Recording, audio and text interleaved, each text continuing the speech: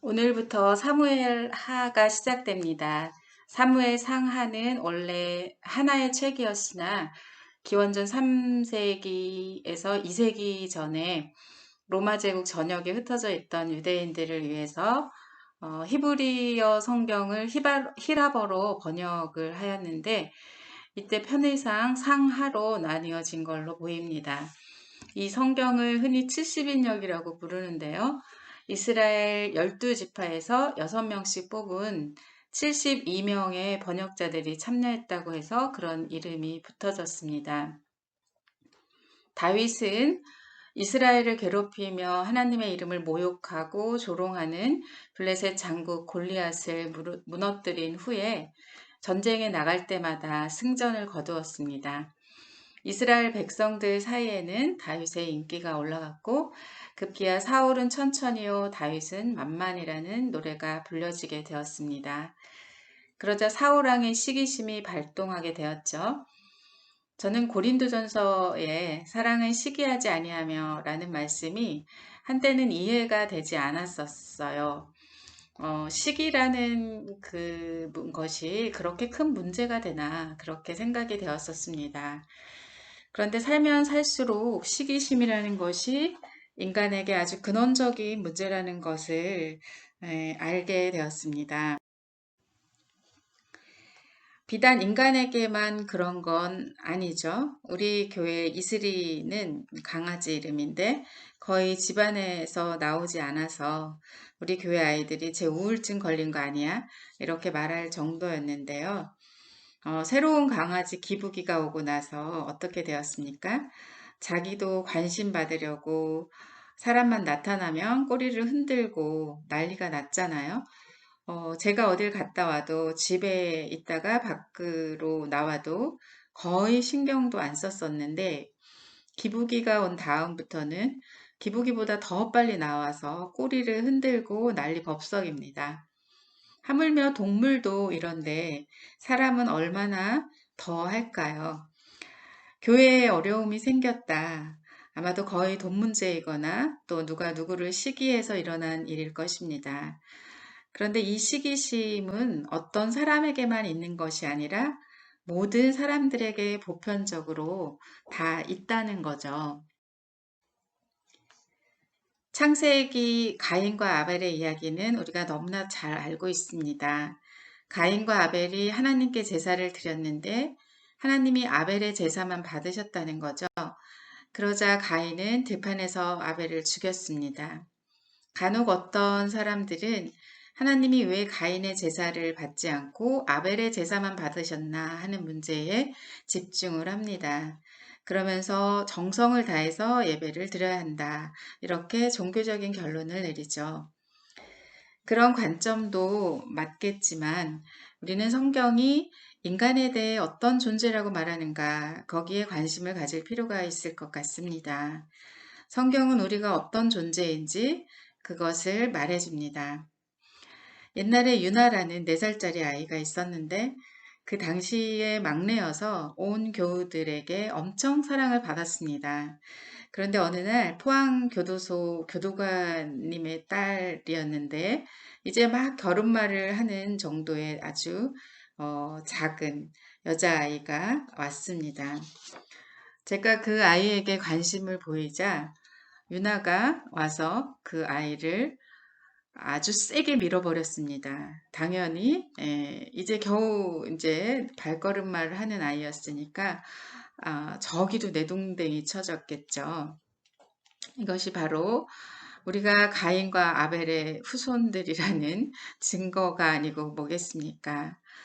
나는 안 그런 채, 나는 그런 게 없는 채, 그래봤자 아마 소용없을 것입니다.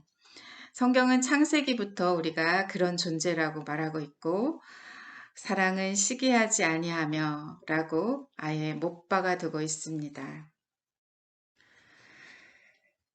우리가 만약 사울왕의 입장이었었다면 어쩌면 우리도 사울왕처럼 그렇게 했을지도 모릅니다.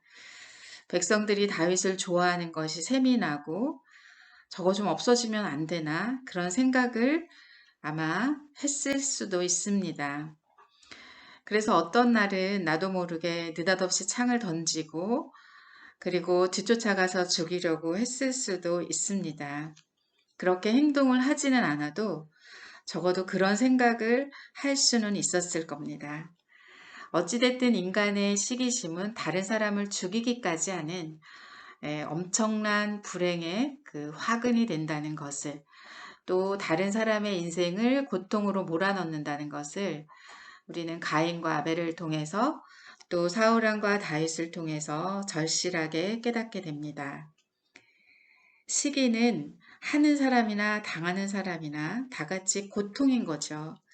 그러므로 이 문제는 마땅히 신앙적으로 해결할 과제인 것입니다. 다윗은 사울 때문에 10여 년을 광야에 떠돌며 말할 수 없는 고통을 겪었습니다.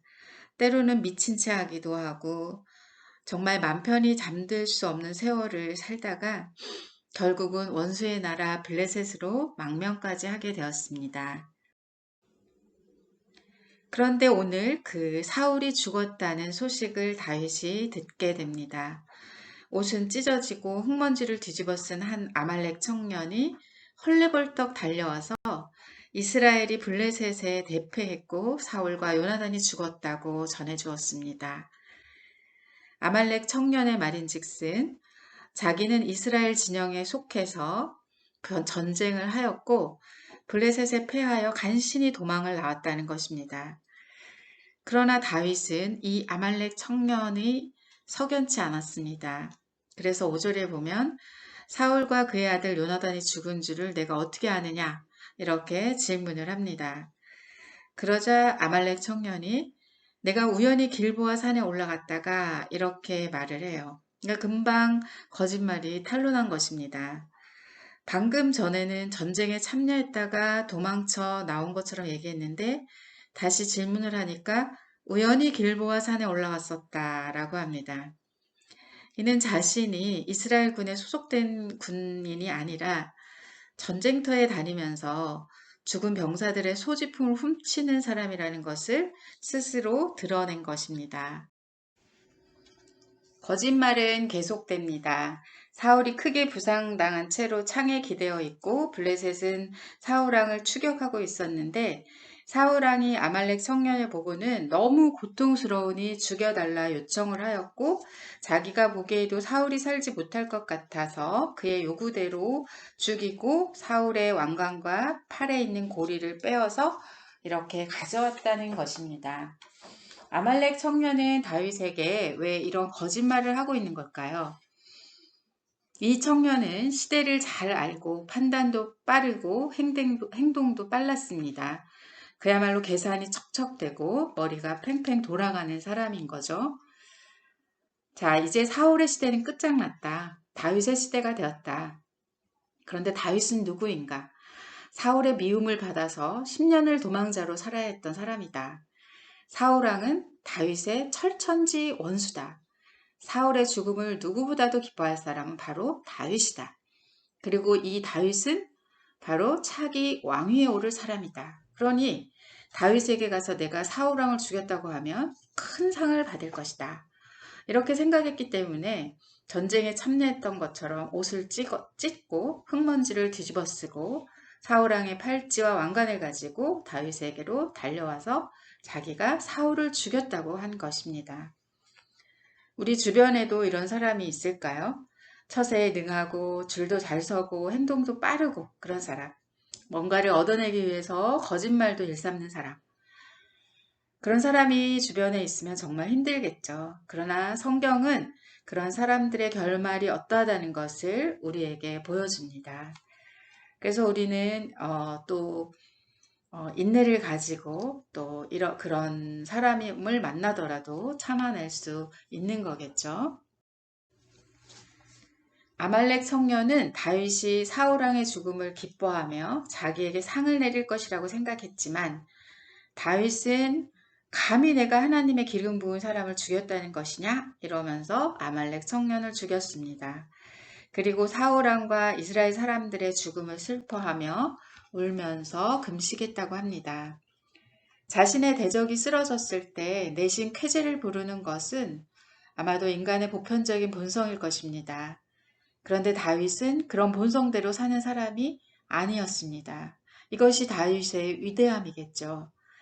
다윗도 사울이 그러는 것이 힘들고 말할 수 없이 고통스러웠지만 그것을 인간의 본성대로 미워하고 증오하고 또 그가 죽었다고 해서 쾌재를 부르고 그런 것이 아니라 다윗은 하나님과 씨름했습니다. 인생은 두 부류가 있는 것 같습니다. 본성을 따라가는 인생과 그 본성을 넘어가고자 하나님과 씨름하는 인생. 오늘 아말렉 청년이나 사울왕은 아마 본성을 따라가는 인생이었다면 다윗은 하나님과 씨름하는 그런 인생이었을 것입니다. 다윗이 본성을 따르는 사람이었다면 사울왕의 죽음을 누구보다 기뻐했을 것입니다. 그러나 기뻐한 것이 아니라 슬픈 노래로 애도했습니다. 이 노래를 활 노래라고 하는데 사울과 요나단이 전쟁 중에 죽었기 때문에 당시 전쟁의 대표 무기인 활 노래라고 하는 것입니다. 또 야살의 책에 기록되었습니다. 이스라엘 고대의 시집인데 위대한 인물이나 사건을 기념하기 위해서 기록한 일종의 노래집입니다. 야살은 의인, 의로운 자라는 뜻입니다. 그런데 저라면 이러지 않았을 것 같아요. 10년을 혹독하게 괴롭힌 사람, 하루라도 나를 발 뻗고 편하게 잘 수 없게 한 그런 사람을 의로운 자라고 하고 그를 기념하도록 노래를 짓고 또 유다 족속에 가르치라고 명령하고 저라면 못했을 것 같습니다. 그냥 인과응보다 그랬을 것 같아요. 그러나 다윗은 이렇게 했습니다. 사울의 이름을 시궁창에 처박아 두지 않고 의인들의 이름이 기록된 그 책에 남겼습니다. 이러니 메시아의 조상이 되지 않았을까요? 예수님은 세상 사람들에게 멸시받는 어떤 사람이라도 그가 어떤 죄인이라도 내가 그를 위해서 왔다. 내가 병자들을 구원하러 왔다. 이렇게 말씀하시고 받아들여 주셨습니다. 이것이 우리 신앙인들이 가야 할 길입니다. 노래의 내용을 보면 더 기가 막히죠. 사울과 요나단을 이스라엘의 영광이며 용맹한 두 용사로 묘사합니다. 그들의 죽음이 대적들에게 알려져 이스라엘의 하나님에 대한 모독이 될까 안타까워합니다. 또한 그들이 전사한 지역은 저주를 받을 만한 지역이라고 합니다. 너무나도 큰 마음의 비통함을 표현한 것이죠. 요나단이 다윗을 아끼고 보호하면서도 끝까지 자기 아버지를 저버리지 않은 덕을 노래했습니다. 23절에 보면 죽을 때도 서로 떠나지 않았다 라고 하죠. 또 자신을 죽이려고 했던 그 사울이지만 그의 통치로 이스라엘이 누렸던 평화와 안정을 인정하고 또 그것을 칭송했습니다. 보통 사람들은 다른 사람의 흠을 잡아내고 깎아내리는 데 익숙합니다. 특히 그 사람이 나를 괴롭게 하고 나에게 해를 끼친 사람이라면 말할 것도 없습니다. 우리는 다윗이 그동안 겪은 수모와 고난을 너무나 잘 알고 있습니다. 그런데 오늘 이 다윗은 어떻게 이럴 수가 있었을까요? 사무엘상 26장 19절에서 힌트를 얻을 수 있습니다. 사울이 집요하게 다윗을 죽이러 쫓아다니니까 다윗이 이런 말을 했었어요. 만일 왕을 충동시켜서 나를 해하려 하는 이가 여호와시면 여호와께서는 재물을 받으시기를 원하나이다. 그러니까 내가 사울의 손에 죽는 것이 하나님의 뜻이라면 내가 기꺼이 그렇게 하겠다 이런 고백이었죠. 그러니까 다윗은 늘 저 사울이 나에게 왜 저러는가? 이게 아니라, 이게 하나님의 뜻인가? 이것과 씨름했던 사람이었습니다.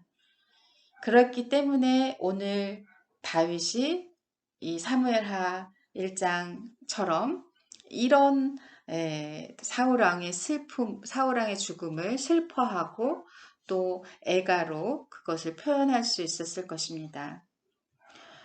다윗처럼 우리가 우리의 본성을 이기기 위해서 하나님과 씨름하는 사람이 될 때, 즉, 이게 하나님의 뜻인가요? 하나님이 저에게 허락한 일인가요? 하나님이 하시는 일인가요? 하나님이 저를 여기로 보내신 건가요? 이것이 하나님이 주신 건가요?